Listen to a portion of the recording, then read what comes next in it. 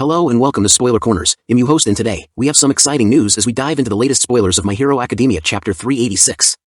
But before we begin, make sure to hit that subscribe button and enable notifications so you never miss an episode.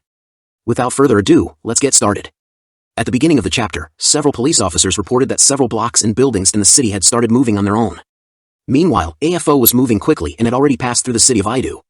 In the meantime, another officer reported that Dabi, who had been defeated by a hero, was on the verge of exploding his body due to his focus on the heat within his body.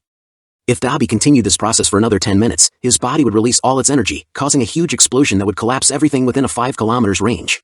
La Brava realized that some shelters were within this range and reported it to the authorities. The scene cut to the block where the Todoroki family was living, and it appeared that their building had collapsed.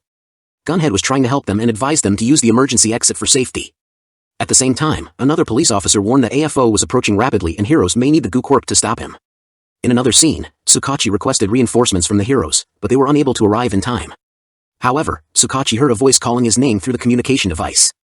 The scene cuts to Kamino, where Ida asks Shoto about his fatigue after using phosphorus, to which Shoto responds that he's fine.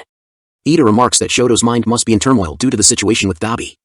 Shoto then asserts that no matter what, he must fulfill his duty as a hero, and they both become emotional. Meanwhile, other heroes hear All Might's voice through the communicator.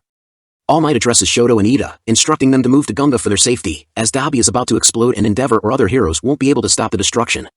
All Might expresses happiness that they are safe and instructs Ida to use his running quirk to reach Gunga. Shoto offers to assist All Might in stopping AFO, but All Might declines and advises them to go to Gunga and focus on stopping Toya instead. All Might explains the reason behind sending them to Gunga, stating that the engine and half-cold half-hot quirks are the only ones that can save it. Meanwhile, Hero Killer Stain observes as heroes selflessly give their all for the sake of others.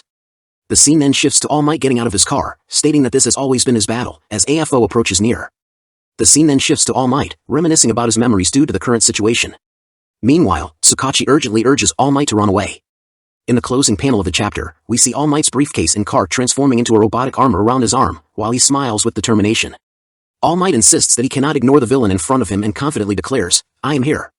The chapter concludes, giving the impression that we are witnessing All Might for potentially one last time as he prepares to confront his arch-rival, All for One, in a final battle. So guys, this marks the end of the chapter and there's break next week because of Golden Week in Japan. Please like, share, and subscribe for more thrilling chapter spoilers. Thanks for watching and see you next time.